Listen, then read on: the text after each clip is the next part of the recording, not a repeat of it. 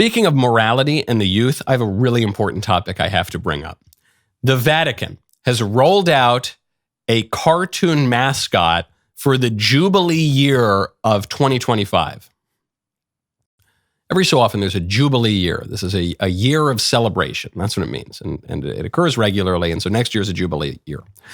And so for this Jubilee Year, an Archbishop, Rino Fisichella, has trotted out a mascot for the year that is this little kind of anime character.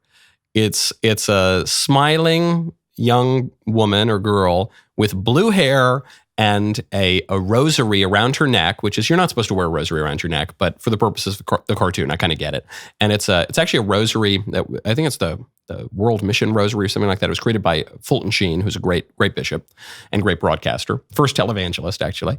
And she's wearing a yellow raincoat and cute little green boots. And she's the mascot. And she has been extraordinarily polarizing. Some of the real hardcore trads, they say, this is infantilizing, this is ridiculous. Why do we need a little cartoon mascot for this Jubilee Year from the church? No, we shouldn't have this. But others, even kind of more traditional people, have said, no, we like this character. The character's name is Luce. Luce means light. And there's other people, some people are going off on this. They're saying luce, it's like Lucifer or something, but luce means light in Latin and in Italian.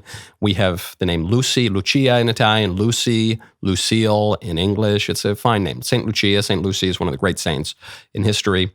Actually, the cartoon seems to be based on Blessed Chiara Luce Badano, who is a woman who was killed in 1990. She wasn't killed. She died of a disease in 1990, and she's now been beatified. She's on track to sainthood. One of the other arguments against this cartoon is that the artist has issues. Apparently, the artist who created this cartoon has all sorts of kind of weird designs that are aberrant and deviant. And sure, however, I would say in response to that, Caravaggio, one of the greatest painters of all time, he had some issues too. I think he murdered a guy, and did all sorts of weird stuff. And so the artists have issues often. Doesn't necessarily diminish the art. Some people say, well, the bishops who pushed this, the bishops are they're kind of libs and they're trying to modernize and yeah, okay, sure. As Hilaire Belloc said. He takes it that the Catholic Church is a divinely instituted organization as a matter of faith, but for those who doubt the divine institution, no other institution conducted with such knavish imbecility would have lasted a fortnight, much less 2,000 years. So forget about prelates and all people have all sorts of bad opinions and bad motivations sometimes. However, I will say this, as someone who attends the traditional Latin Mass, I own many bow ties. I read many dusty old books. I smoke cigars. I am married and I have 3 kids under the age of 4. I am what most people would call a trad. I'm very pro-luce. And the reason I'm pro-luce is, one, I think it's a perfectly innocent little cartoon for a Jubilee Year intended to appeal to young people and perhaps especially to people in the East.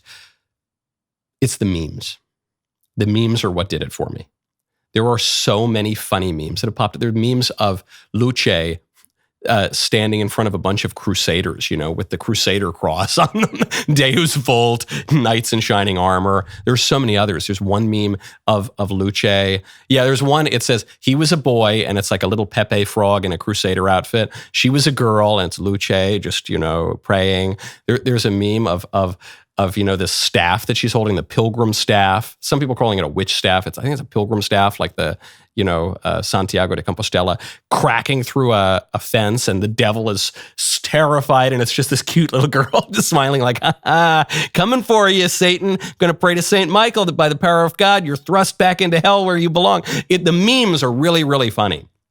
And they're funny in part because of the incongruity of this innocent little girl smiling, with her rosary and her pilgrim stick, and then, the devil or sinners being burned at the stake, or some are a little edgy even to put on the show. It's a wholesome show. But this, to me, is the proof that Luce is good, that this is, whether intentional or unintentional, a good example of the church interacting with pop culture. And it's evidence to me that the popular culture is desiring the church.